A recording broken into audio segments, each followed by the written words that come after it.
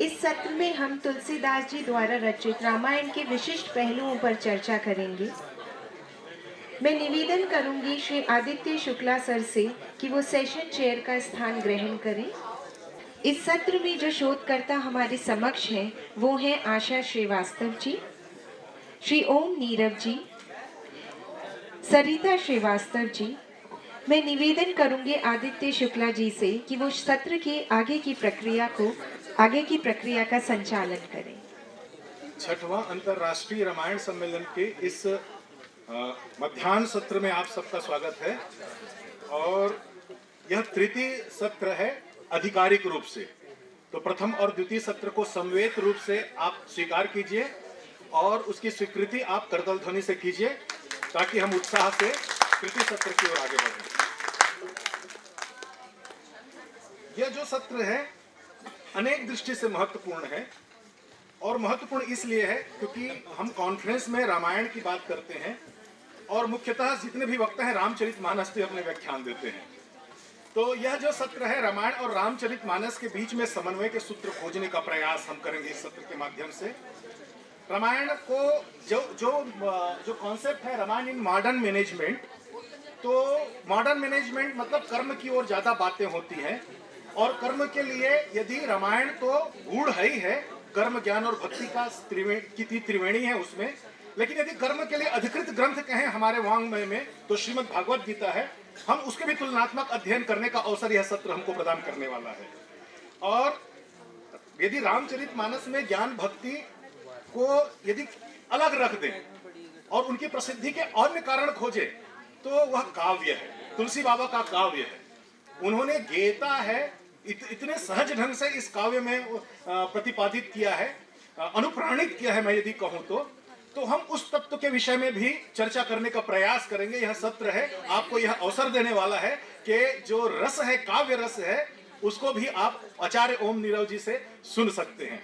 तो मैं बहुत सम्मान के साथ इस सत्र के जो आशा श्रीवास्तव जी हैं, ओम नीरव जी हैं और सरिता श्रीवास्तव जी हैं, और मेरी स्थिति है मैं सबसे कम योग्य हूं इस सत्र के लिए, और भारत में जैसे है सबसे कम योग्य व्यक्ति को नेतृत्व दे दिया जाए, तो आप उस परंपरा का निर्वाह करते हुए मुझको यहाँ बिठा दिए हैं।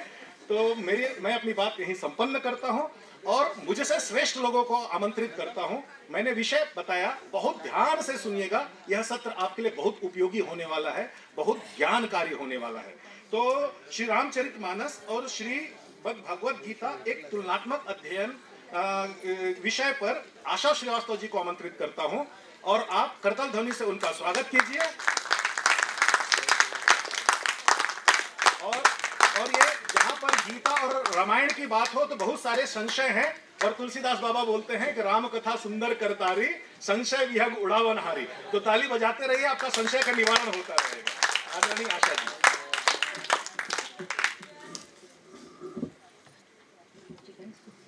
धन्यवाद सर। देखिए हम तो बस ऐसे ही हैं, कोशिश कर सकते हैं, पढ़ते हैं तो प्रारंभ करते हैं।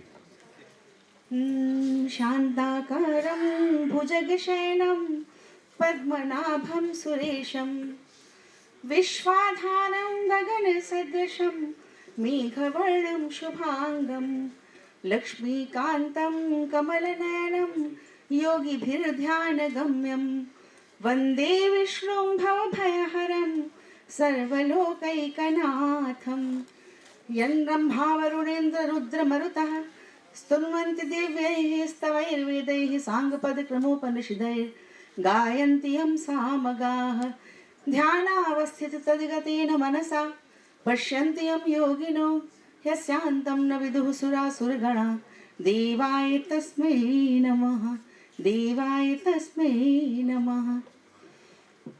तो हम आज यहाँ प्रस्तुत हुए हैं श्रीमद् भगवद गीता और श्री रामचरितमानस का एक तुलनात्मक अध्ययन लेकर थोड़ा सा प्रयास करेंगे जरूर।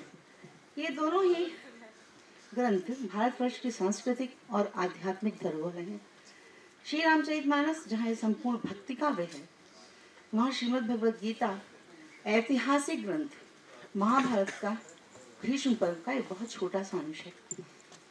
इनके रचना काल में भी करीब 5000 वर्षों का अंतर है, किंतु इनके विषय वस्तु में और बताने के तरीके में बहुत अधिक समानता है। हम इनमें इनकी इसी समानताओं और विषमताओं की कुछ थोड़ी सी चर्चा करेंगे। पहली बात है परिस्थितियों में समानता, मनोविज्ञान और समाज शास्त्र का अद्भुत समावेश। इन दोनों काव्यों के रचनाकाल और स्थान भले ही अलग हों, परिस्थितियों में अद्भुत समानताएं हैं। इन दोनों के वाचक गोस्वामी तुलसीदास जी और भगवान श्री कृष्ण महान मनोवैज्ञानिक और समाजशास्त्री थे। गोस्वामी तुलसीदास जी ने रामचरितमानस की रचना विक्रम संवत 1631 में शुरू की थी, रामनवमी के दिन। वो समय था मुगलों का। वे हालांकि अकबर के समकालीन थे, लेकिन उन्होंने बाबर का समय भी देखा था।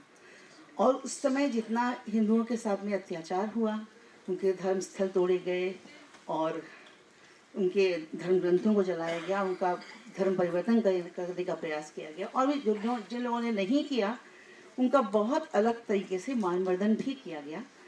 इसको देखकर वो बहुत परेशान थे। तो इसलिए उन्होंने, वो एक चूँकि मनोवैज्ञानिक थे, वो त्रेता युग की कहानी राम के चरित्र को वो कलयुग में उन्होंने प्रतिस्थापित कर दिया।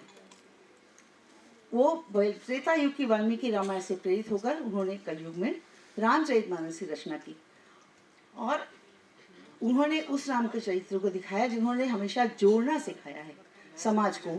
भले मनुष्य को ही नहीं, सब हर वर्ग के, हर वर्ण के लोगों को जोड़ा, यहाँ तक कि रीछ वानर भालुओं सबको उन्होंने जोड़ना ही सिखाया। भगवान का राम का चरित्र हमें समाज में सबसे ज़्यादा जोड़ने की शिक्षा देता है कि आप सबको कैसे जोड़ के रख सकते हैं।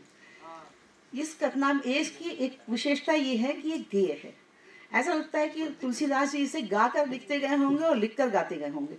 ऐसा ही उनके अनुयायियों ने भी किया होगा और इसको सुनकर और लोगों ने भी उसको गाया होगा और गा के लिखते गए। और खाली अयोध्या में ही नहीं, उन्होंने इसको चित्रकूट में और काशी में भी लिखा। इस प्रकार से अब जब राम का चरित्र उन्होंने गाया तो वो साहित्य और संगीत का जो अद्भुत समावेश होता है उसने लोगों पर अधिक प्रभाव डाला। तो सबको रामचरितमानस में अपने अपने राम दिखने लगे। सबने राम को अपने अपने दृष्टिकोण से देखा और सबके लिए भगवान तो हैं। अब भगवान तुलसीदास में इनकी चरितमानस में, रामचरितमानस में जो राम कथा कभी काकभूषुंडी के माध्यम से, कभी शिव जी के माध्यम से, कभी महर्षि याज्ञवल्क्य के माध्यम से, कभी स्वयं तुलसीदास जी के माध्यम से कही गई, वो कही तो उन्होंने स्वांतः सुखाए थी, लेकिन वो हो गई जन जन हिताय और जन जन सुखाए। और उसमें सबको भगवान अपने दिखाई पड़ने लगे और भगवान का स्थान तो मंदिर में होता है। इस प्रकार रामचरितमानस हर घर के मंदिर में लाल कपड़े में लपेट के रख दी गई।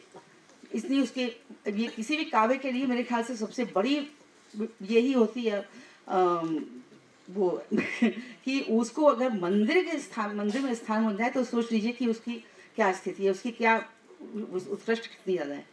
अब आते हैं श्रीमद् भगवद गीता की ओर। अगर हम एक वाक्य में श्रीमद् भगवद गीता को कहें तो ये एक यात्रा है विषाद से प्रसाद की।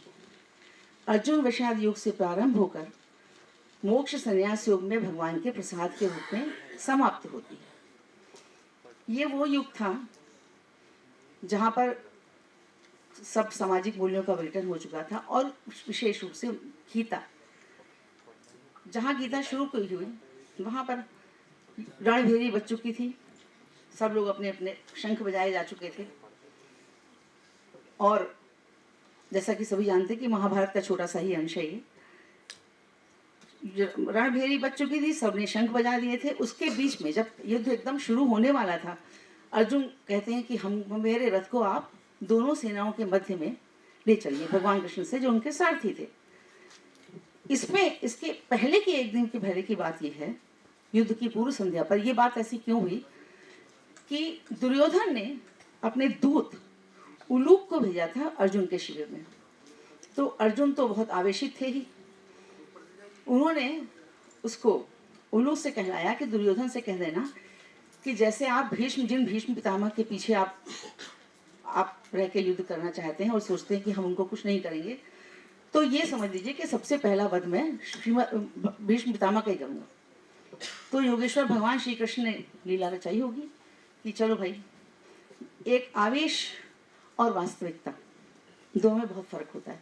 आप आवेश में कुछ भी कह सकते हैं, लेकिन जब वास्तविकता सामने आती है तो वो स्थितियां बदल जाती हैं, आपकी मनस्थिति बदल जाती है, और मनस्थिति बदलती है तो परिस्थिति बदलती है।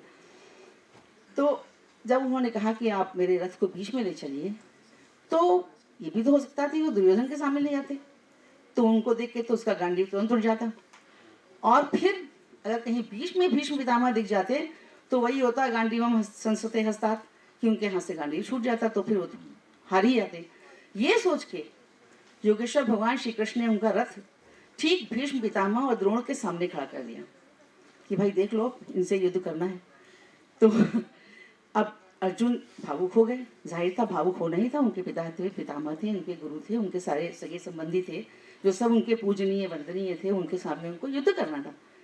तो जाहिर है वो विषादग्रस्त हो गए, दुखी हो गए, जिसे हम कह सकते हैं डिप्रेशन में आ गए। और डिप्रेशन में आ गए तो उनका हाथ पांव फूलने लगा, पसीना छूट गया, हाथ गांडीव हाथ से छूट गया, और उन्होंने तमाम सारी दलीलें दी कि अगर ये मर जाएंगे तो ऐसा होगा, इसके बाद समाज का क्या होगा, वगैरह वगैरह वगैरह। तो भगवान के सामने भी एक यही काम था कि इसका विषाद कैसे दूर किया जाए, मनोवैज्ञानिक तरीके से, जो तुलसीदास जी ने रामचरितमानस में किया था वही था। तो उन्होंने उसको समय को रोक कर जो उन्हें उपदेश दिया। और सबसे मजेदार बात यह है कि भगवान श्री कृष्ण ने पहले कहा था कि हम निरस्त्र और निशस्त्र रहेंगे, और उन्होंने पहला अस्त्र उन्हीं का चला, वाणी अस्त्र, जिसे हम गीता के नाम से जानते हैं, और वो 5000 वर्षों पुरानी है और आज भी चल रही है, और पता नहीं कब तक, अनंत काल तक चलती रहेगी। तो यहाँ पर अब ये है, अब इसमें दोनों में एक तरह की समानता हुई कि बाद में अर्जुन को उन्होंने 18 अध्यायों में भक्ति योग, गायन योग, संन्यास योग, गुणत्रय विभाग योग इत्यादि इत्यादि के हिसाब से उनको कन्विंस कर दिया, और अंत में अर्जुन ने शरणागत हो गए कि आप जो कहेंगे मैं वही करूँगा, और वो युद्ध करने को उद्यत हो गए, और अंत में विजय उन्हीं की हुई।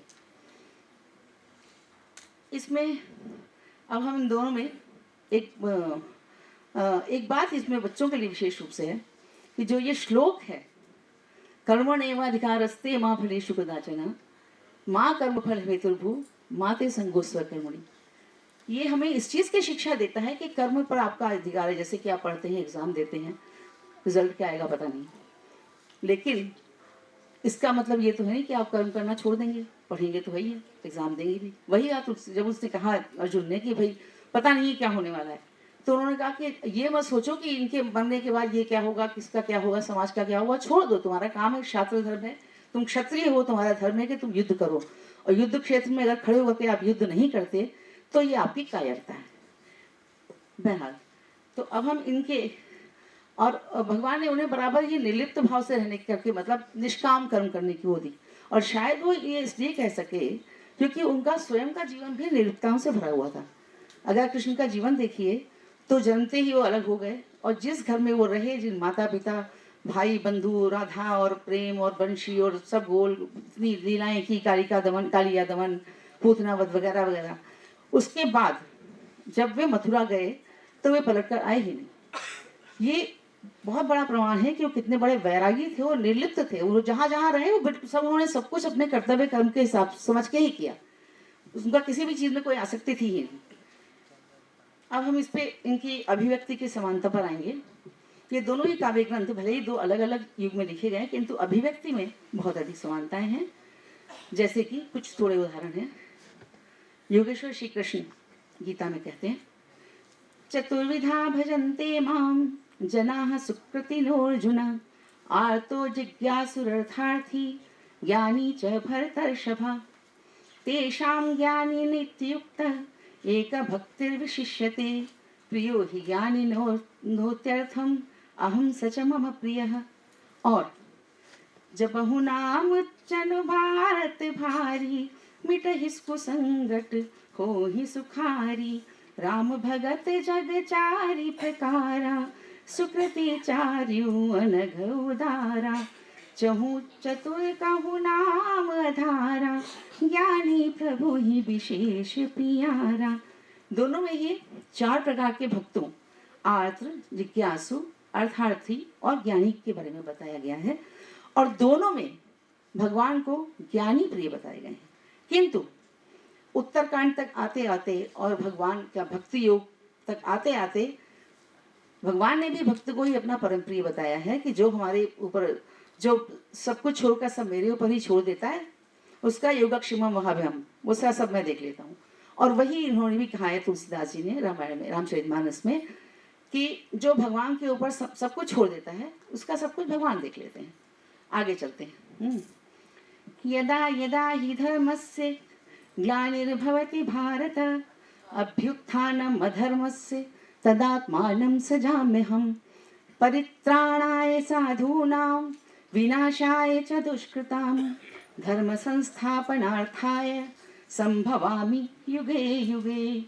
जब जब होए धर्म की हानि बाढ़े असुर अधम अभिमानी तब तब प्रभु धरि विविध शरीरा हरहि सदा भव सज्जन पीरा।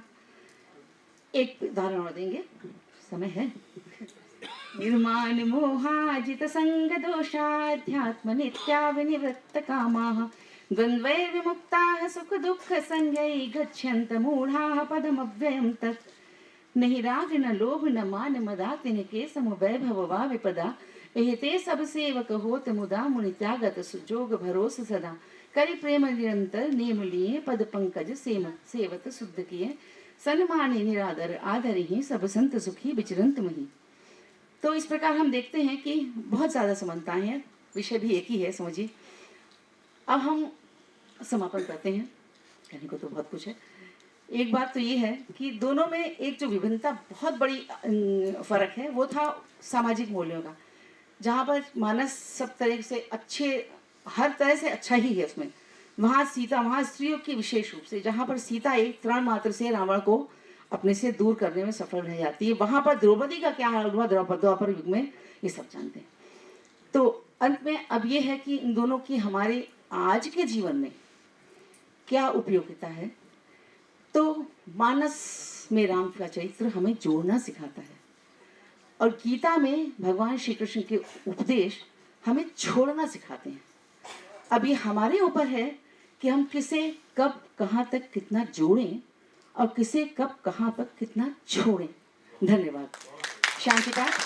ओम द्यौः शान्तिरन्तरिक्षगुं शान्तिः पृथ्वी शान्तिरापः शान्तिरोषधयः शान्तिः वनस्पतयः शान्तिर्विश्वदेवाः शान्तिर्ब्रह्म शान्तिः सर्वगुं शान्तिः शान्तिरेव शान्तिः सा मा शान्तिरेधि। ओम शांति शांति शांति। धन्यवाद। आशा जी से किसी को प्रश्न करना है? चलिए, आप अभी तो आशा जी रहेंगी, आप आपके जिज्ञासा है तो आप उनसे भी पूछ सकती हैं। Thank you Asha ji. मैं यदि दो शब्द में कहूँ तो उन्होंने बहुत प्यारी बात की कि रामचरितमानस और श्रीमद् भागवत महापुराण में तुलनात्मक अध्ययन है। तो एक ग्रंथ है नर द्वारा कही गई है, एक है नारायण द्वारा। तो ज्ञान की बात है, चाहे नर कहे या नारायण कहे, समान रूप से प्रभावी होता है और समान रूप से उपयोगी है। दूसरी बात गीता है, वह भी संशय के निवारण करने के लिए है। और तुलसी बाबा है, वो रामचरितमानस की जो भूमिका बनाते हैं उसमें ही कह देते हैं कि राम कथा सुंदर करतारी संशय विहग उड़ावन हारी। तो दोनों दृष्टि से, उपयोगिता की दृष्टि से दोनों ग्रंथ समान है। अंतर क्या है, जो आशा जी हैं वो संकेतों में कहीं अंतर इतना है कि रामायण में विषाद है, भगवान को ज्यादा है, और गीता में विषाद है, भक्त को ज्यादा है। मुझको लगता है कि राम अवतार में राम के विषाद को उनके भक्तों ने जीव प्रवचन के माध्यम से किया, चाहे लक्ष्मण को शक्तिबाण लगना हो, चाहे सीता का हरण हो। दूसरे अवतार में उसी ज्ञान का उपयोग राम ने अपने भक्तों के लिए किया है कृष्ण रूप में। तो ये एक जन्म में भक्तों के द्वारा अर्जित किए हुए ज्ञान है, भगवान है, दूसरे जन्म में भक्त को ट्रांसफर करते हैं। गीता यही है। तो वो इसलिए ज्यादा परिपक्व है क्योंकि वहां भगवान अनुभव से बात कर रहे हैं। ठीक है। अब ज्ञान से हट करके थोड़ा रस की ओर चलते हैं। यदि मानस है और रस निष्पत्ति ना हो तो सब कुछ है धरा का धरा रह जाता है। तो मैं रस निष्पत्ति के लिए बहुत सम्मान के साथ आमंत्रित करता हूं कि आदरणीय ओम नीरव जी को। आप भी रसायन शास्त्र के स्नातकोत्तर हैं, संपूर्ण जीवन है वह रसायन पढ़ाए हैं स्कूलों में, विद्यालयों में, महाविद्यालयों में, लेकिन रस तो रामायण का ही निकालते हैं हमारे लिए। तो आचार्य भी हैं। जी जी जी। तो तुलसी काव्य में काव्य सौंदर्य इस विषय पर अपना मंतव्य और जो नवनीत है वह हम सबके समक्ष रखने के लिए बहुत सम्मान से मैं नीरव जी को आमंत्रित करता हूं।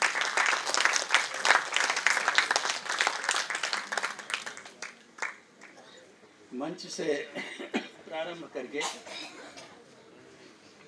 और पीछे तक उपस्थित समस्त मनीषा को मैं सादर नमन करता हूँ।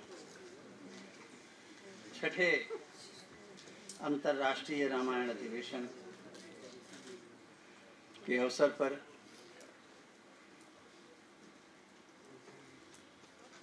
हम सबको एक साथ मिलने का जो एक सुयोग प्रदान किया है, इसके लिए मैं उस मनीषी को, उस ऋषि को नमन करना चाहूँगा जिसके सौजन्य से यह रामायण का अनुष्ठान, राम कथा का अनुष्ठान भारत से लेकर अमेरिका तक चल रहा है। मेरा अभिप्राय है प्रोफेसर ओम गुप्ता।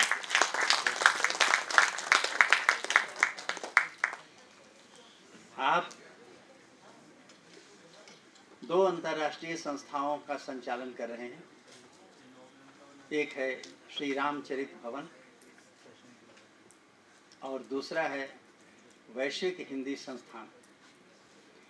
दोनों के माध्यम से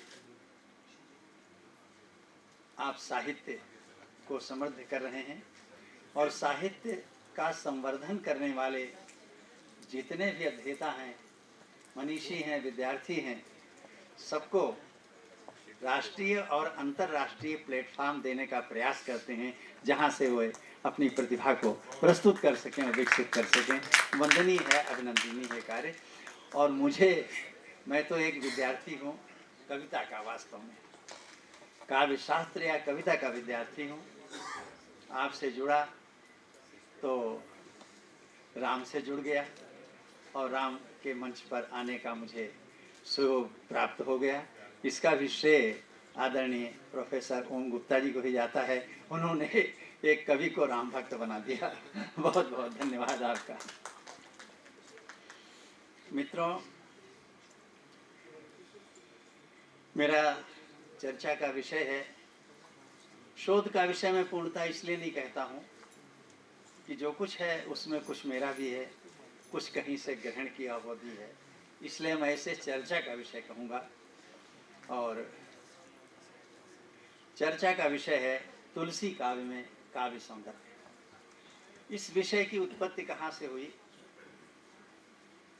मैंने देखा कि राम कथा पर बहुत सी कृतियाँ लिखी गई और मोटे तौर से सभी को रामायण कहा जाता है। तो मेरी जानकारी के अनुसार लगभग 700 रामायणें जो दृष्टिगत हो चुकी है, जिन पर कार्य हो चुका है, और वो कार्य करने वाले डॉक्टर राजेश श्रीवास्तव जी हैं, भोपाल के रामायण केंद्र के निदेशक हैं। और उन्हीं की जुबानी लगभग 3000 ऐसी कृतियां हैं जहां पर राम कथा की चर्चा हुई है। भले वो रामायण नहीं है, लेकिन वहां पर राम कथा ही है। तो सैकड़ों कहें या हजारों कहें, इतनी कृतियों के बाद भी, और जिनके रचयिता एक से एक ऋषि मुनि सिद्ध पुरुष हुए हैं, कहीं कहीं तो साक्षात शिव जी ने ही अध्यात्म रामायण पार्वती जी को सुनाई। इसके बाद भी जितनी लोकप्रिय तुलसीदास की श्री रामचरित मानस हुई है, इतनी लोकप्रिय कोई और रामायण नहीं हो सकी। यहाँ से मेरा चिंतन प्रारंभ हुआ कि आखिर क्या बात है बाबा तुलसीदास में कि इनकी रामचरित मानस इतनी लोकप्रिय हो गई, जन जन तक छा गई, भारत से अमेरिका तक पहुंच गई, और कोई ऐसा देश नहीं होगा जहां पर आज राम पर शोध कार्य न हो रहा हो, भगवान राम के अनुष्ठान न हो रहे हों, उनकी चर्चा न हो रही हो। लेकिन इसका श्रेय अगर जाता है तो मैं अपनी बात कह रहा हूँ, कोई चुनौती नहीं दे रहा। न तो वाल्मीकि जी की रामायण को जाता है, न अध्यात्म रामायण को जाता है, न अन्य रामायणों को जाता है। इस लोकप्रियता का श्रेय एकमात्र तुलसीदास की रामचरितमानस को ही जाता है, ये मेरा विश्वास है। तो मैंने सोचा कि बाबा में क्या खास बात थी कि उन्होंने इसको इतना लोकप्रिय बना दिया। तो अगर राम कथा की विषय वस्तु देखें तो लगभग सभी में एक है, और पूरी तरीके से कोई एक जैसी नहीं, कुछ न कुछ कहीं अंतर दिखाई पड़ता है। तो उसी राम कथा को महाकवि गोस्वामी तुलसीदास ने जब प्रस्तुत किया तो उसमें क्या ऐसा मिला दिया कि वो लोकप्रिय हो गई। तो मेरी समझ में, शोध कहना जरा बड़ा भारी शब्द है, डरता हूँ बोलने में, मेरी समझ में आया कि वो काव्य सौंदर्य है जो उनके रामचरितमानस रूपी काव्य में पैदा हुआ है, और उसी काव्य सौंदर्य के कारण वह कृति सबकी इतनी लोकप्रिय हो गई। तो मैंने खोज करने का प्रयास किया कि वो काव्य सौंदर्य किस किस रूप में कैसे कैसे आया, और कैसे कैसे वो गोस्वामी जी ने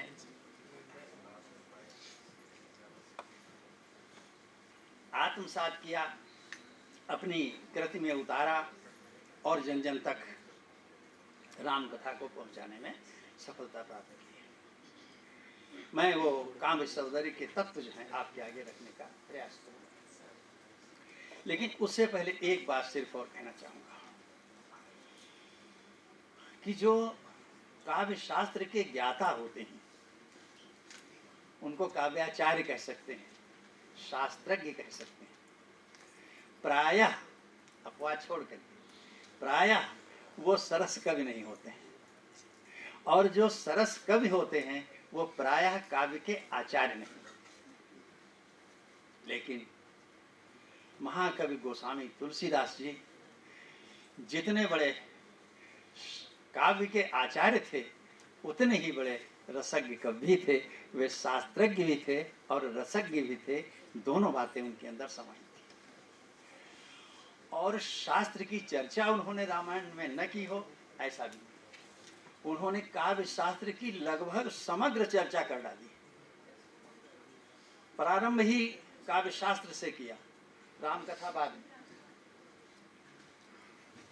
लेकिन विशेषता क्या थी कि वो चर्चा इस ढंग से करते थे जैसे कोई मित्र आपस में बैठते हैं और हंसी मजाक की बातें करते हैं, गल्प वगैरह कहते रहते हैं, और ये करते करते जिसे कहते हैं बतरस में ही कोई महत्वपूर्ण बात कह जाते हैं और वो संप्रेषित हो जाती है। न कोई उस बात का बोझ बनता है, न कोई अवरोध आता है, और वो बात सुनने वाले के हृदय में उतर जाती है। ये कला उनके अंदर विशेष थी। अब मैं प्रमाण रूप कुछ देता हूँ। पहला ही देखिए उनका जो श्लोक है रामचरितमानस का, और उसकी जो पहली पंक्ति है वहीं से मैं प्रारंभ करता हूँ। देखें, वो कहते क्या हैं, माँ सरस्वती की और गणेश जी की वंदना करते हैं, बस इतने ही। और वंदना करते करते वो काव्य शास्त्र बता जाते हैं। वर्णानाम अर्थ संघानाम रसानाम छंदसामपि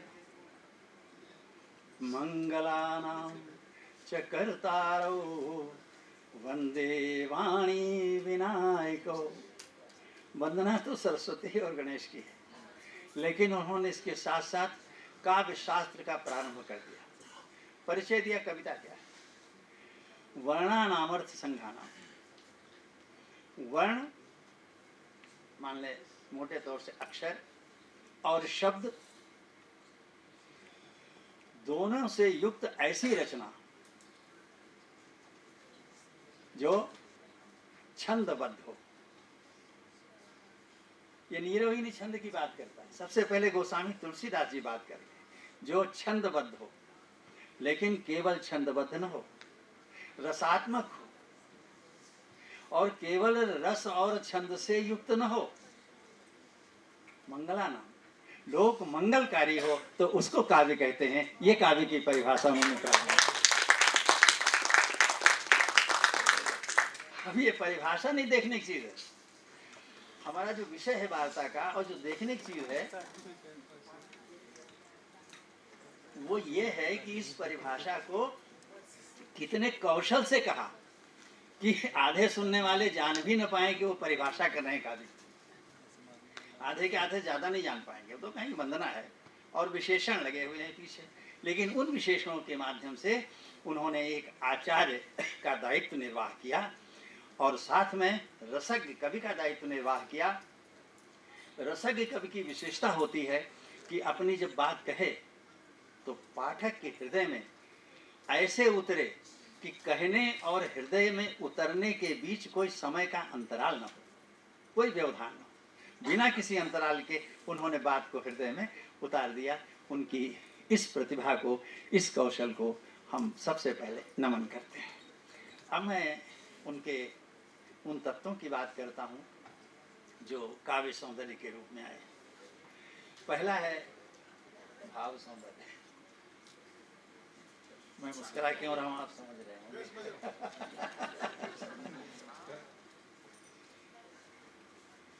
तो भाव विभिन्न प्रकार के होते हैं, जैसे हास है, करुणा है, श्रृंगार है। लेकिन इन भावों को जब ऐसे ढंग से उत्पन्न किया जाता है कि उसमें सौंदर्य की अनुभूति हो, भाव में जब सौंदर्य उत्पन्न होता है तो वो रस हो जाता है।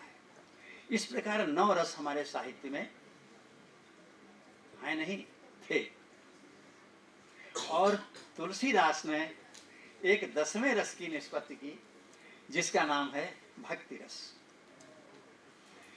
और उन्होंने कोई घोषणा नहीं कि मैं भक्ति रस की निष्पत्ति कर रहा हूं। उन्होंने रामचरितमानस की रचना के साथ ही भक्ति रस का आविर्भाव कर दिया। और जब वह आविर्भाव हो गया, रामचरितमानस पढ़ने के बाद पाठकों ने अनुभव किया कि यह भी कोई रस है, भक्ति रस जो मेरे हृदय में उतर रहा है, तब उन्होंने विनय पत्रिका में घोषणा की। बाद में विनय पत्रिका लिखी। क्या? जो मोहि राम लागते मीठे, जो मोहि राम तो नवरस खट रस रस अनरस, तो नवरस खट रस रस अनरस हो जाते सब सीठे, जो मोहि राम। रामचरितमानस में रस का परिपाक करने के बाद घोषणा की विनय पत्रिका में कि राम रस जो है भक्ति रस है, उसके आगे 9 रस सब फीके हैं। और अन्य रसों की बात मैं न करके बस ये कहूँगा कि उन्होंने जितने रस हैं सभी रसों का बहुत अच्छा परिपाक किया है। और जब जिस रस का परिपाक किया है उसी को श्रेष्ठ माना है, उसी को शिखर पे पहुंचाया है। लेकिन जब वो शिखर पे पहुंच गया तो उन्होंने दिखा दिया कि श्रृंगार का, शांति रस का, भयानक रस का, रौद्र रस का, विभिन्न रसों का शिखर ये है। यहाँ तक मैंने पहुंचा दी कविता, लेकिन इसके ऊपर एक और शिखर है, उस शिखर का नाम है भक्ति रस। ये उन्होंने प्रतिपादित कर दिया। जब वो कहते हैं, शांति रस की बात करते हैं कि शुद्ध शांति रस की बात,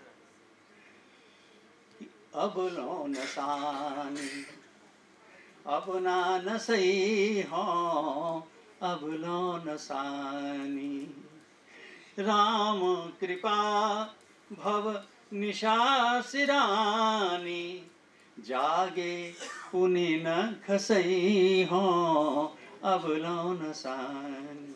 इसमें क्या है? इसमें विरक्ति का भाव, और विरक्ति से शम की स्थापना होती है। शम हृदय में स्थायी भाव होता है जिससे कि शांति रस की स्थापना होती है। और जब शांति रस की स्थापना हो जाती है तब वो यह भी स्पष्ट कर देते हैं अंत में कि मन मधुकर पन कै तुलसी मन मधुकर पन कै तुलसी रघुपति पद कमल बसई हो अब लो न सानी। शांति रस है, लेकिन अंत में वो कहाँ पहुंच जाता है? भक्ति रस में पहुंच जाता है। श्रृंगार रस को आप देखें तो एक पहले मैं बात कह दूं कि जितना शिष्ट और मर्यादित श्रृंगार तुलसी के साहित्य में देखने को मिला है, ऐसा मर्यादित श्रृंगार कहीं भी नहीं मिला।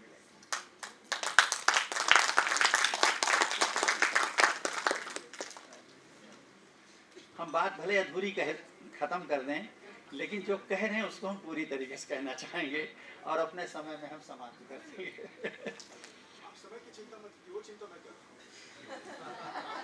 देखिए, कालिदास ने कुमार संभव में एक श्रृंगार का रूप प्रस्तुत किया, मेघदूत में एक रूप प्रस्तुत किया। मेघदूत में तो चलो कामिनी का वर्णन है, लेकिन कुमार संभव में माता पार्वती के श्रृंगार का वर्णन है। कवि कुमारदास ने जानकी हरण में माता कौशल्या के श्रृंगार का वर्णन किया। जिन्होंने पढ़ा होगा वो जानते होंगे, मैं उसे उद्धृत नहीं करूंगा। ऐसा श्रृंगार का वर्णन किया जिसे आप अपने परिवार में अपने बच्चों के बीच पढ़ नहीं सकते।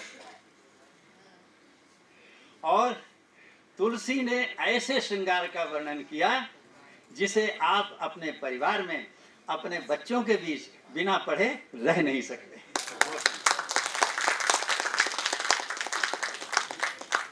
कवितावली की दो पंक्तियां कि जिस समय विवाह का मंडप है और सीता जी आतुर है राम की छवि को देखने के लिए, तो मर्यादा का पालन देखिए कि वो अपनी पलक उठा के राम को देख नहीं पाते। ये मर्यादा है। और ये पंक्तियां सबको लगभग मालूम होगी, फिर भी मैं पढ़ रहा हूं कि दूल्हा श्री रघुनाथ बने, दुल्ही सी सुंदर मंदिर माही, गावती गीत सब मिली सुंदरी, वेद जुआ जुरी विप्र पढ़ाही। और श्रृंगार देखें कि राम को रूप निहारती जानकी, राम को रूप निहारती जानकी, कंकन के नग की परछाई। कैसे देख रहे? राम को रूप निहारती जानकी, कंकन के नग की परछाई। और याते सब सुधी भूली गई, कर टेकी रही पलटारती नहीं। हाथ के कंगन के नग में राम की परछाई देखी तो देखने के बाद क्या हो गया, ये भी देखने की चीज है। कैसे देखा ये तो मर्यादित श्रृंगार था, लेकिन देखने के बाद क्या हो गया, कर टेक ही रही, हाथ को वहीं रोक दिया कि नग हिले नहीं, परछाई हिले नहीं, राम दिखते रहें। और पल टारत नहीं, एक पल को भी टालती नहीं है। ये साख्य भाव की भक्ति का उत्कर्ष है। और तुलसीदास जी ने अपने श्रृंगार को शिखर पे पहुंचा के फिर दिखा दिया कि इसके ऊपर एक शिखर है जो भक्ति रस है। मित्रों, अब दो बातें अन्य उसकी कर लें, नहीं तो बात अधूरी रह जाएगी। ये तो पहला काव्य सौंदर्य का रूप था जिसे कहते हैं भाव सौंदर्य। अब नाद सौंदर्य की बात आती है। नाद सौंदर्य का मुख्य आधार छंद है कि छंद में जब छंद अनुबंध में जब बंधी कविता होती है तो उसमें एक नाद सौंदर्य उत्पन्न होता है। लेकिन छंद में शब्दों को बांध देना बहुतों को आता है। जो कवि छंद सीख लेते हैं वो छंद में बांधना सीख लेते हैं, अपनी बात को बांध देते हैं।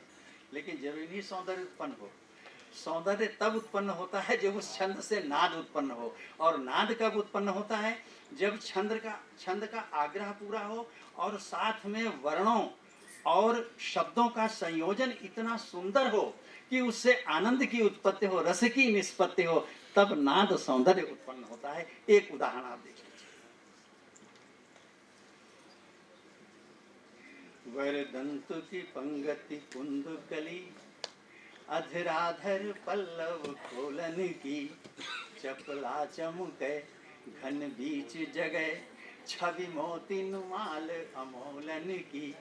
घुंघराली लटें लटकें मुख ऊपर, कुंडल लोल कपोलन की। शब्दों का संयोजन देखिएगा।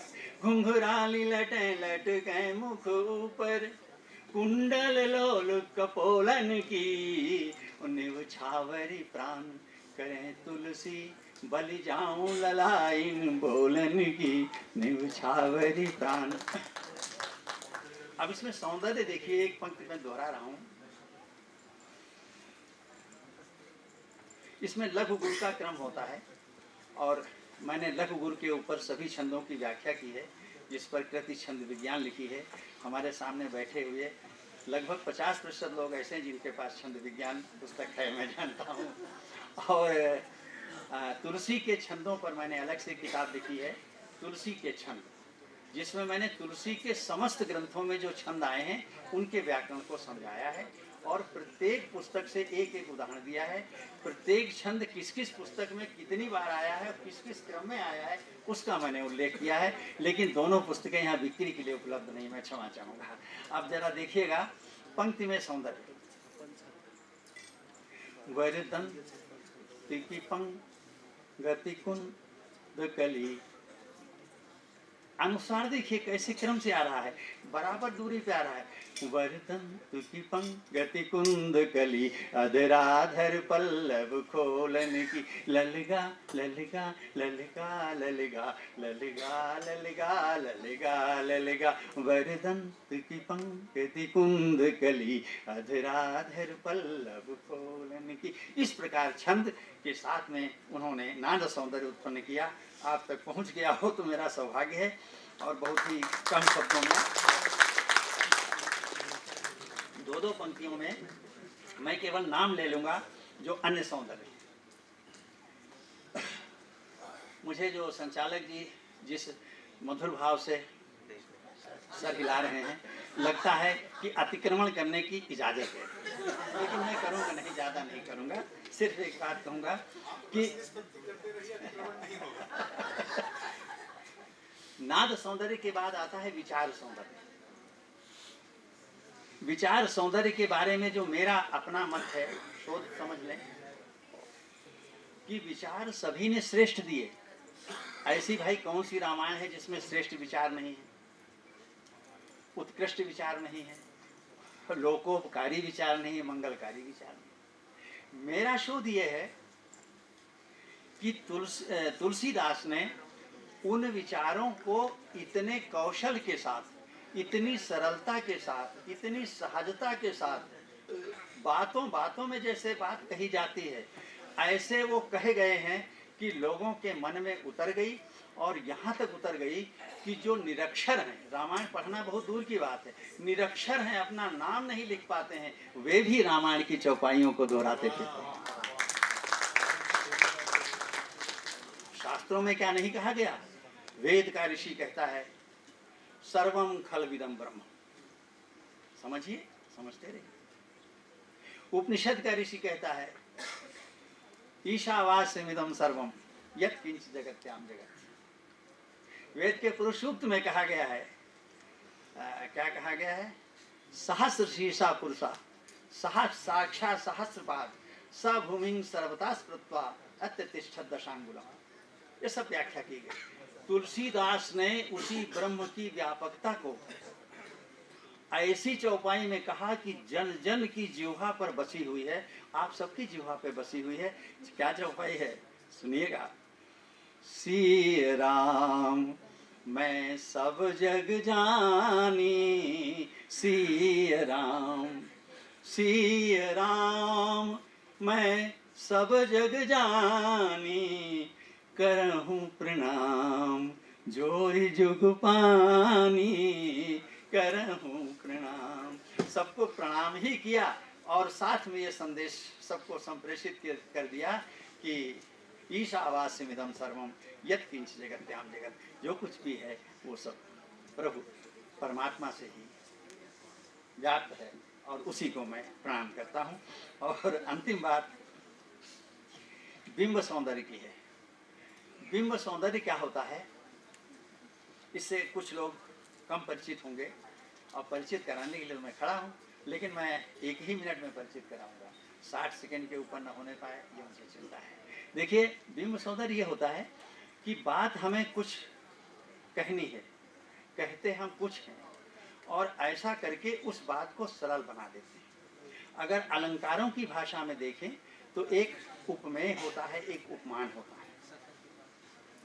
तो उपमेय वो वस्तु होती है जिसकी बात कही जाती है, उपमान वो होता है जिसके द्वारा उस बात को स्पष्ट किया जाता है।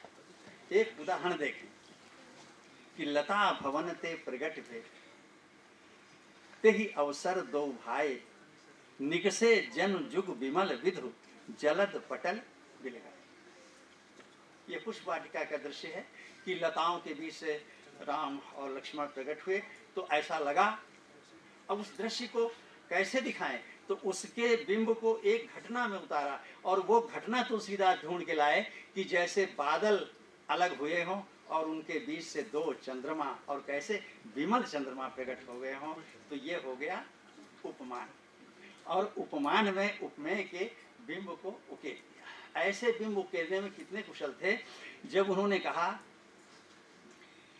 कि असमन गुनई राव नहीं बोला, पीपर पात सरिस मन डोला।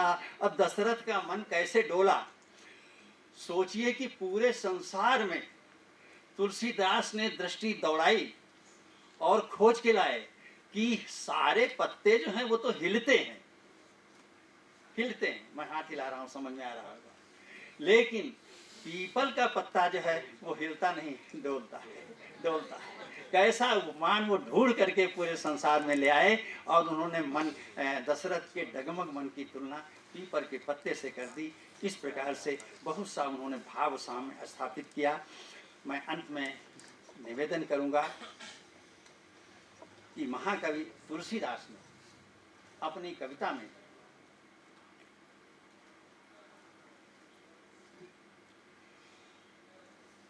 भाव सौंदर्य, नाद सौंदर्य, विचार सौंदर्य और बिंब सौंदर्य ये उत्पन्न करके इतनी बड़ी सफलता प्राप्त की कि निरक्षर से लेकर के बड़े से बड़ा शास्त्रज्ञ, शोधकर्ता तुलसी के काव्य को पढ़ रहा है और उस पर मनन भी कर रहा है, अनुशीलन भी कर रहा है और अपने जीवन के मोड़ पर कहीं कहीं उनकी पंक्तियों का प्रयोग करके आनंद की प्राप्ति करता है, सुख की प्राप्ति करता है, संतोष की प्राप्ति करता है और समाधान की प्राप्ति करता है।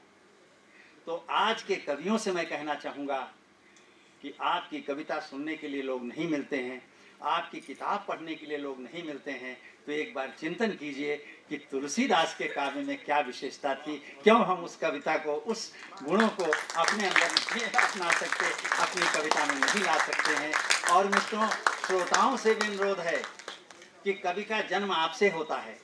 आप जब गलत पंक्तियों पर ताली बजाते हैं तो कवि की दिशा गलत हो जाती है, जब आप सही पंक्तियों पर ताली बजाते हैं तो कवि की दिशा सही हो जाती है। इसलिए श्रोताओं का कर्तव्य भी है कि तुलसी के काव्य सौंदर्य को समझें और कवियों को अपनी तालियों से दिशा देने की कृपा करें। बहुत बहुत धन्यवाद। बहुत बहुत धन्यवाद नीरव जी। आपका ये विषय है, ये असंख्य पीएचडी का विषय है, 1-2 नहीं, और आपने इतने कम समय में इसको समेटने का प्रयास किया है। मैं आपके प्रति कृतज्ञ हूँ। कुछ बातें हैं, चूंकि मैं भी कवि हूँ, क्योंकि मेरी तरफ इशारा करके आपने कहा, तो रस निष्पत्ति है। किसी भी साहित्य का जो आनंद है तब तक नहीं आता जब तक आप उस भावधारा पर श्रोता नहीं पहुंच जाता जिस भावधारा पर उस साहित्य की रचना की गई हो। जिस धारा पर, भावधारा पर, जिस भावनाओं को कवि महसूस करके कविता या साहित्य की रचना की है, उस धारा पर यदि आप पहुंचते हैं तभी आप उस आनंद को उठा पाते हैं। और तुलसी बाबा की विशेषता है कि वह अपने श्रोता और पाठक को बरबस खींच के वहां ले आते हैं, बरबस खींच के ले आते हैं। अब जैसे एक उदाहरण मैं दे रहा हूं, राम, जब तुलसीदास की उपमा से भरी पड़ी है, जैसे आपने बहुत सारी उपमा दी, मैं बैठे बैठे सोच रहा था, राम जी के वो सुंदरता का वर्णन करते हैं, बोलते कोटिल मनोज लजावन हारी, बात खत्म, करोड़ों कामदेव लजा जाते हैं। ठीक है, भरत जी के लिए भरत समान भरत। अब माता सीता की उपमा के लिए तुलसीदास जी को पकड़ लिया सब लोगों ने, बोले भाई सुंदर कैसे माता सीता बताओ। उनके लिए भी कोई सुंदरता कह सकते हैं, लेकिन उनका संकोच देखिए और काव्य सौंदर्य देखिए। किसी ने कहा सीता माता कैसे हैं तुलसी बाबा, आप बताइए ना। तो बोलते हैं मैं नहीं बता सकता। बोले नहीं सरस्वती जैसे होंगी। बोले नहीं वैसे नहीं है। क्यों? गिरा मुखर, बहुत बोलती है सरस्वती, सीता तो संकोची है। तो भवानी जैसे है, भवानी तो बहुत सुंदर है ना। हाँ, आधा शरीर भगवान शंकर का है, तनु अर्ध भवानी। तो रति जैसे होंगी, सृष्टि के सबसे सुंदर स्त्री तो रति है। तो बोले नहीं, रति अति दुखित अतनुपति जानी, कामदेव का तन नहीं है तो दिन रात पीड़ित रहती है, सीता ऐसी नहीं है। तो लक्ष्मी जैसी होंगी। बोले वो भी नहीं है। विष वारुणी बंधु प्रिय जय ही, लक्ष्मी की उत्पत्ति से पहले विष और शराब निकला हुआ है, वारुणी निकली हुई है, कहीं रमा सम की ही। ऐसा दृश्य खींचते हैं वो। बोले नहीं सरस्वती जैसे नहीं है, लक्ष्मी जैसे नहीं है, पार्वती जैसे नहीं है, रति जैसे नहीं है। तो बोले बाबा कुछ तो होंगी ना, कैसे होंगी कुछ तो कल्पना करो। अब क्या लिखते हैं, जौ छवि सुधा पयो निधि होई, अरे दूध का समुद्र हो, परम रूप में कच्छप सोई, सुंदर सा कच्छप हो, शोभा रज शोभा की रस्सी हो, मंदर श्रृंगारू श्रृंगार पर्वत का मंदराचल हो, और मथे पानी निज पंकज। वहां तो देवता और राक्षस है, सब मन में विकार लेकर के मथे थे ना सागर मंथन। यहाँ पर कामदेव धीरे धीरे मथे। यही विधि उपजय लक्ष्य जब, और इस प्रक्रिया से यदि लक्ष्मी की उत्पत्ति हो जाए, सुंदरता सुख मूल, हर दृष्टि से सुंदर हो, सुख का मूल हो। उसके बाद कहते हैं तदपि सकोच समेत कभी कहीं सीव समतुल, तब भी संकोच के साथ कवि को कहना पड़ेगा हाँ सीता जैसे लग रही है। क्या सौंदर्य है, क्या सौंदर्य है, क्या सौंदर्य है। और हम उठा करके कुछ भी लिख देते हैं, राम ये है सीता ये है। उस भावधारा को अनुभव कीजिए, उस भावधारा को। और नीरज जी बहुत बहुत प्रणाम है आपको। आपने, मैं तो यहाँ पर बैठ रहा हूँ, देखा विनीता जी हैं, बहुत सारे लोग हैं लिख रहे हैं, कविताएं लिख रहे हैं। तो यदि एक शब्द भी ये मार्गदर्शन उनको मिल जाए तो यह सत्र और इस सम्मेलन की सफलता है। क्योंकि यदि जब तक रस ना हो, रस की निष्पत्ति ना हो, ना तो मानस और ना ही तुलसी बाबा प्रासंगिक हो सकते हमारे लिए। बहुत बहुत धन्यवाद। मैं भी थोड़ा सा समय का व्यतिरेक कर लिया, लेकिन इसका हम लोग कुछ लोग हैं हमारे साथियों ने हमको ये अवसर दिया है बोलने का। तो तुलसी का समन्वयवाद सरिता जी को मैं आमंत्रित करता हूं। आदरणीय सरिता श्रीवास्तव जी, रामचरित भवन हॉस्टल की बड़ी सक्रिय सदस्य हैं आप, और सबको प्रेरित करते रहती हैं और बढ़ चढ़ करके हमारे सारे कार्यक्रमों में हिस्सा लेती हैं। आदरणीय सरिता जी, तुलसी का समन्वयवाद यह भी शोध का विषय है। मुझको लगता है कि इस पर भी आप सर्च करेंगे तो 100 PhD तो आपको छात्र मिल सकते हैं इस पर। आदरणीय सरिता जी। जय सिया राम। यहाँ पर उपस्थित सभी विद्वानों, विदुषियों और छोटे बड़े सबको मेरा यथोचित अभिवादन। और यहाँ पर काव्य की बहुत सुंदर आवाज आ जाए, काव्य की बहुत सुंदर परिभाषा जो आचार्य जी ने दी है, बहुत ही सुंदर दी है। और उसी का मतलब जैसे अयोध्या सिंह उपाध्याय हरियोध जी ने भी लिखा है कि कविता करके तुलसी नल से, कविता करके तुलसी नल से, कविता पा लसी तुलसी की कला। ये बात बाबा तुलसी पर पूर्वतः चरितार्थ होती है। और महाकवि तुलसीदास का स्पर्श पाकर ही कविता जो है सुरभित और सुशोभित होती है। अब मैं अपने विषय पर आती हूँ। दिखाई नहीं दे रहा हूँ।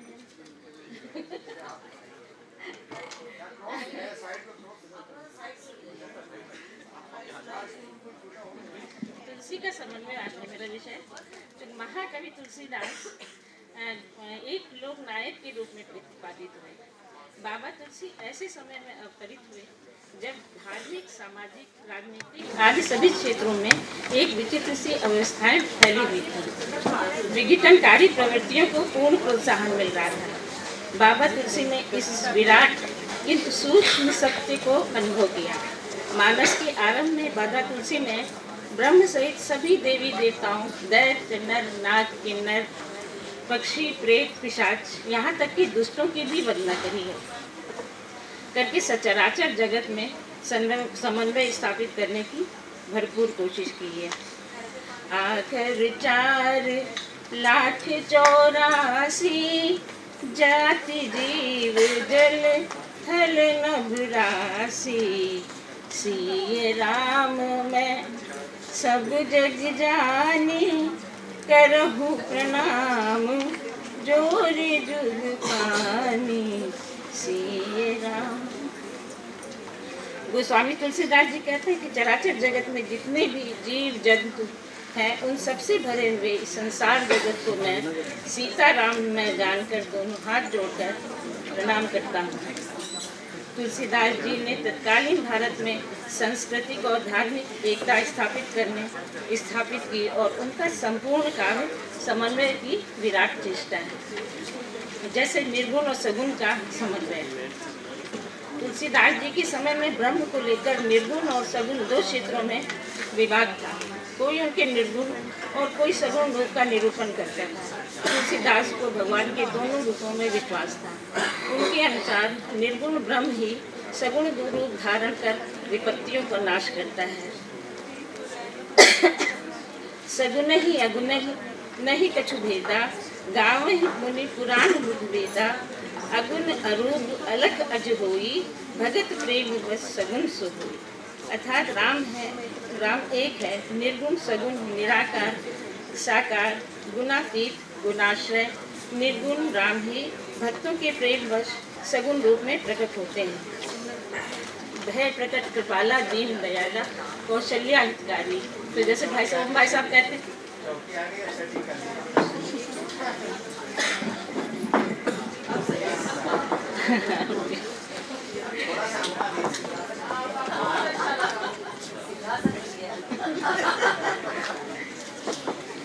तो जैसे ओम भाई साहब कहते हैं कि कौशल्या हितकारी, खाली कौशल्या हितकारी नहीं, हम सबके हितकारी। तो भय प्रकट कृपाला दीन दयाला हम सबके हितकारी। तो अब शिव और राम का समन्वय। निर्गुण और सगुण ब्रह्म की भांति तुलसी के समय में शैव शिव को मानने वाले और वैष्णव राम के मानने वाले लोगों में बड़ा मतभेद था। इनकी बढ़ती दूरी को तुलसीदास जी ने रामचरितमानस के माध्यम से दूर करने का प्रयास किया। रामचरितमानस के आरंभ में ही राम सीता से पहले भवानी शंकर की वंदना की है। भवानी शंकरो वंदे श्रद्धा विश्वास रूपिणो। तुलसीदास जी ने स्थान स्थान पर शिव और राम जी के संबंध को स्पष्ट किया है। राम जी शंकर जी की वंदना करते हैं और शंकर जी राम जी को पूजते हैं। बाबा तुलसी ने राम के मुँह से कहलवा दिया है, शंकर प्रिय मम द्रोही, शिव द्रोही मम दास, ते नर करहि कलप धर, घोर नरक महुबास। जहाँ विवाह से पूर्व सीता माता भवानी की अर्चना करती हैं। जय जय गिरिवर राज किशोरी, जय महेश मुख चंद्र चकोरी, जय गज बदन षडानन माता, जयति जननी दामिनी दुति दाता। ये सुनकर माँ भवानी जो है सीता जी को आशीर्वाद देती हैं। वही माँ भवानी राम के चरित्र की पठन श्रोता है। धन्य धन्य गिरिराज कुमारी, तुम समान नहीं को उपकारी, पूछो हूँ रघुपति कथा प्रसंगा, सकल लोक पावनी गंगा। रामचरितमानस में तुलसीदास जी ने राम स्तोत्र के साथ ही शिव स्तोत्र की भी रचना करी है।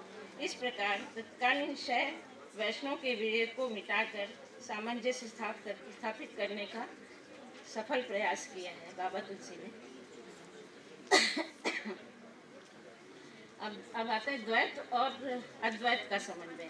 दर्शन के क्षेत्र में भी बाबा ने समन्वय की नींव अपनाई है। बाबा तुलसीदास जी ने उत्तरकांड में ईश्वर और जीव को द्वैत और अद्वैत के विषय को स्पष्ट किया है। ज्ञान अखंड एक सीताबर, माया बस से जीव सचराचर, जो सबके रह ज्ञान एक रस, ईश्वर जीव ही भेद कहूँ कस, पर बस जीव स्वबस भगवंता, जीव अनेक एक श्रीकंता। द्वैत और द्वैत की धारणा का समन्वय गोस्वामी जी के अवतारवाद का आधार है। अब भक्ति और ज्ञान का समन्वय। ज्ञान और भक्ति का समन्वय उस युग के लिए आवश्यक था। तुलसी के ज्ञान और भक्ति का समन्वय स्वयं उनके द्वारा प्रतिपादित भक्ति का स्वरूप, भक्ति मार्ग का ज्ञान युक्त भक्ति मार्ग है।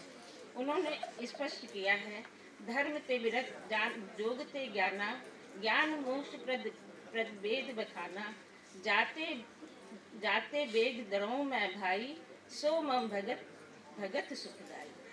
बाबा तुलसी ने इस प्रकार ज्ञान को महत्व दिया। उसी प्रकार भक्ति की भी उन्होंने पावन त्रिवेणी बहाई। ज्ञान के पंथ कृपान की धारा कहकर ज्ञान मार्ग की कठिनता का भी वर्णन किया है। फिर भी दोनों में समन्वय स्थापित करने का भरसक प्रयास किया है। नर और नारायण का समन्वय। तो गोस्वामी तुलसीदास जी ने अपने इष्ट राम को भय प्रकट कृपाला, दीन दयाला, कौशल्या हितकारी कहकर उन्हीं राम को कौशल्या पुत्र या दशरथ नंदन के रूप में अवतरित दिखाकर अपने इष्ट को साधारण मानव या नर से ऊपर उठाते हुए नारायण के भव्य पद पर आसीन कर दिया। बिन पद चले सुने बिन काना, कर बिन करम करे बिन नाना। इस प्रकार तुलसी ने राम के रूप में नर और नारायण का सुंदर समन्वय प्रस्तुत किया है। शील, शक्ति और सौंदर्य का समन्वय। भगवान राम के जीवन में शील, शक्ति और सौंदर्य का समन्वय मिलता है। इन्हीं तीन विभूतियों के आधार पर राम एक मर्यादावादी लोक नायक बनते हैं। राम के शक्ति और शील का वर्णन हमें बाबा तुलसी की सभी काव्य कृतियों में मिलता है। राम का वन गमन के समय कोल की रात से संभाषण, निषाद को गले लगाना, शबरी के फल फूल खाना राम के अद्भुत शील का परिचय देता है। शक्ति के तो राम अवतार ही थे, जिनके स्पर्श मात्र से ही शिव धनुष टूट गया। बिना सेना के ही राक्षसों का वध करना उनकी शक्ति का परिचायक है। उनकी तीसरी विभूति राम का अद्वितीय नैसर्गिक सौंदर्य है। लोकाभिरामं रणरंग धीरं, राजीव नेत्रं रघुवंशनाथं, कारुण्य रूपं करुणाकरन्तं, श्रीरामचंद्रं शरणं प्रपद्ये। जब हम ये स्तुति करते हैं तो राम जी की सामने संवरोनी छवि हमारे सामने सम्मुख आ जाती है। राम जी का सौंदर्य करोड़ों कामदेवों को लगाने वाला है। रामचरितमानस की इसी व्यापकता ने बाबा तुलसी की वाणी को राजा रंग, धनी निर्धन सबने अपने हृदय और कंठ में चिरकाल के लिए सतत रूप से बसा लिया है। अब पारिवारिक समन्वय। सामाजिक क्षेत्र में भी तुलसी की समन्वय भावना ही महत्वपूर्ण दिखाई पड़ती है। रामचरित के द्वारा उन्होंने उसका आदर्श स्वरूप खड़ा कर दिया। मनुष्य का कोई ऐसा संबंध नहीं है जिसको बाबा तुलसी ने स्थापित ना किया हो। व्यक्ति, परिवार, समाज, राज्य, तुलसी ने सबका सामंजस्य संस्कार के अनुरूप किया। कहीं भी मर्यादा का उल्लंघन नहीं किया है। तुलसी ने अयोध्या के राज परिवार का जो चित्रण प्रस्तुत किया, उसमें दया, आदर्श के से परिपूर्ण समन्वय के दर्शन होते हैं। जब बाबा तुलसी कहते हैं, रात काल उठ के रघुनाथा, मात पिता ही दुख नामहि माथा, या राम राम राम करहि भ्रातन पर प्रीति, नाना भांति सिखावहि नीति। आज की पीढ़ी को भी संदेश देते हैं। और इस राम का अपने अयोध्या के प्रति प्रेम दिखता है। जब वन जाते समय लक्ष्मण को साथ ना चलने के लिए कहते हैं कि राजा का कर्तव्य क्या होना चाहिए। रहा हो करहु सब पर परतोषु, नतर तात हुई है बड़ दोषु, जासु राज्य प्रिय प्रजा दुखारी, ते नृप अवश्य नरक अधिकारी। इस चौपाई से राम जी राजनीति की शिक्षा भी देते हैं, जो आज के समय के लिए भी प्रासंगिक है। राम जी अपने सत्य प्रतिज्ञता के प्रति वो दृढ़ रहते हैं और प्राण त्याग देते हैं, लेकिन अपने वचन के पालन के प्रति प्रतिबद्ध है। अब साहित्य समन्वय। तो गोस्वामी तुलसीदास जी ने साहित्यिक क्षेत्र में भी पर्याप्त समन्वय प्रस्तुत किया। भाषा के क्षेत्र में उन्होंने उस समय प्रचलित ब्रज और अवधी भाषा का समन्वय स्थापित किया। रामचरितमानस आदि ग्रंथ, अवधी में तो विनय पत्रिका व कवितावली आदि में ब्रज भाषा का लालित्य देखने को मिलता है। बहुत सुंदर ब्रज भाषा का एक छंद राम की बाली लीला का है। कबहू शशि मांगत आरी करें, कबहू प्रतिबिंब निहार डरें, कबहू कर ताल बजाए के नाचत मात सबे मन मोद भरे, कबहू ऋषियाई कहे हटिके पुण्य लेत सोई जेहु लागी अरे, अवधेश के बालक चारि सदा तुलसी मन मंदिर में बिहरे।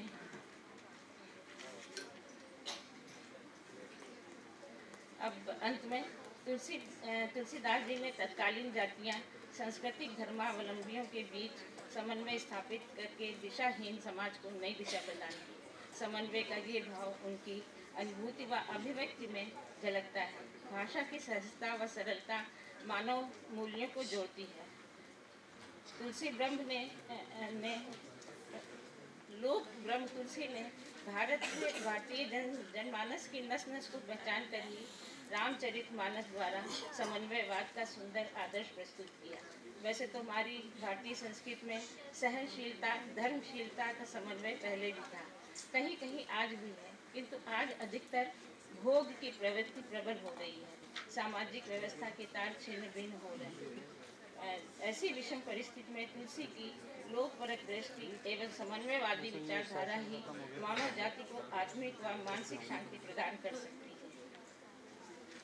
अब अपनी लेखनी के माध्यम से जनमानस की चेतना को अनुपम आदर्श सौंपने वाले अनन्य कवि संत शिरोमणि गोस्वामी तुलसीदास जी के विषय में आचार्य हजारे प्रसाद द्विवेदी जी ने लिखा है कि तुलसी एक समन्वयकारी कवि थे एवं सच्चे अर्थों में लोकनायक।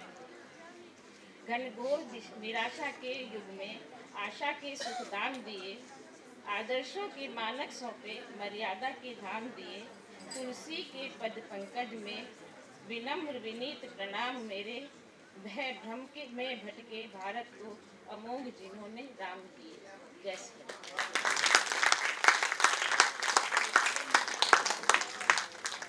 सरिता जी से किसी को प्रश्न करना है? आप यदि आपके पास कोई जिज्ञासा है, प्रश्न है, तो आप सरिता जी से पूछ सकते हैं। आशा श्रीवास्तव जी ने श्री रामचरितमानस और श्रीमद् भागवत गीता के तुलनात्मक अध्ययन से यह सत्र का प्रारंभ किया। तुलसी काव्य में काव्य सौंदर्य आचार्य ओम नीरव जी के माध्यम से हमने बहुत सरस रूप से सुना, और तुलसी का समन्वयवाद, इसके साथ यह सभा है, यह सत्र है संपन्न होता है। यदि इस आज के ये जो 6वां रामायण सम्मेलन है, इसके उद्देश्य के संदर्भ में यह सत्र कहाँ खरा उतरता है, यदि मैं एक शब्द में कहूँ, और मैं बताना ये भूल गया था, ये जो सत्र है गोस्वामी तुलसीदास जी को समर्पित था। इस सत्र का नाम ही गोस्वामी तुलसीदास था। तो यदि हमारा विषय है Ramayan and modern management, specially बच्चे सुने, तो मॉडर्न मैनेजमेंट के लिए यह सत्र कैसे क्या कंट्रीब्यूट कर रहा है, वह यह है कि सरस कर्म के साथ हम कर्म कर रहे हैं, वह सरस हो। पहला हमने कर्म कहा, फिर सरस कहा, है ना? तो सरस कर्म के साथ समन्वय युक्त जीवन ही मॉडर्न मैनेजमेंट का सूत्र है। ये मैं बहुत गर्व के साथ और बहुत संतोष के साथ इस वाक्य के साथ मैं इस तृतीय सत्र को संपन्न होने की घोषणा करता हूं, और आगे सत्र की कार्रवाइयों के लिए आयोजकों को आमंत्रित करता हूं। बहुत बहुत धन्यवाद।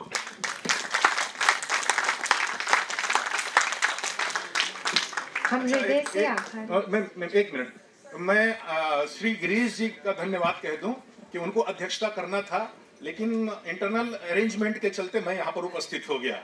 तो आपके प्रति कृतज्ञता आपने, हाँ नहीं, 24 घंटे के लिए जी धन्यवाद गिरीश जी।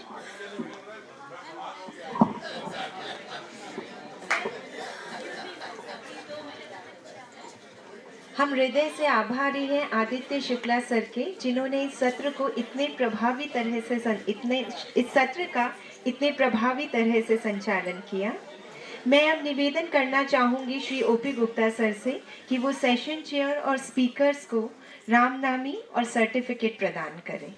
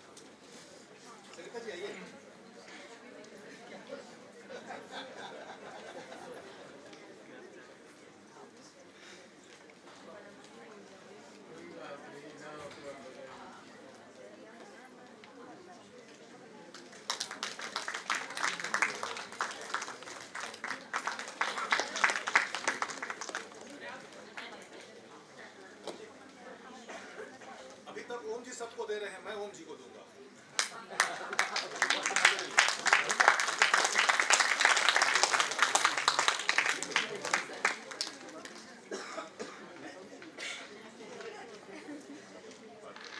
ये ओम जी की प्रेरणा से लिखी हुई किताब है।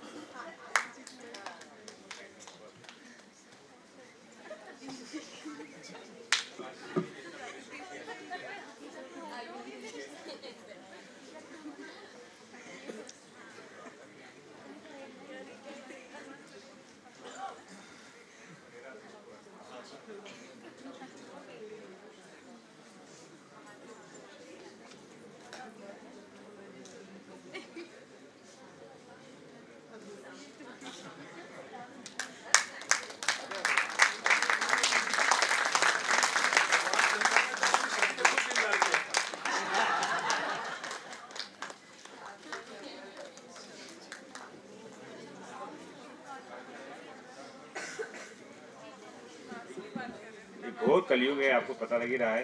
ब्राह्मण एक वणिक के पैर छू रहा है। कितना कलयुग है।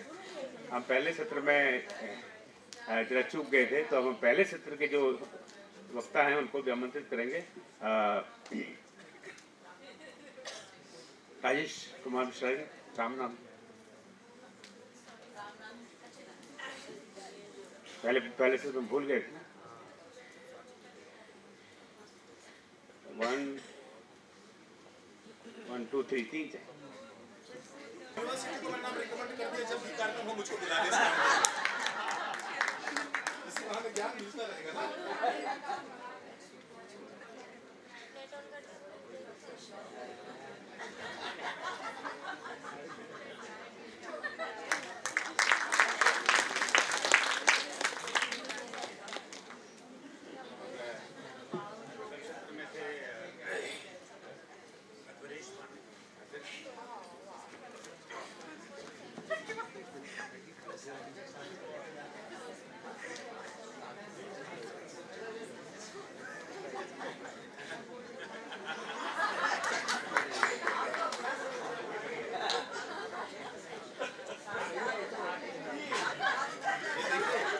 प्रोफेसर है, बच्चों को बोलेगा कॉपीराइट छीन लो।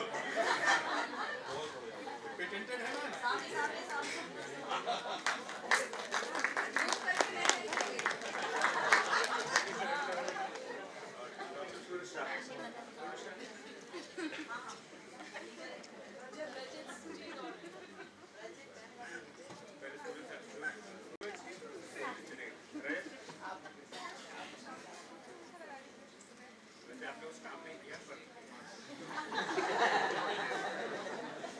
हनुमान को भेजा है। उन्होंने हनुमान को भेजा है। रामचंद्र ने कोई काम किया, हनुमान इसे देना चाहते हैं।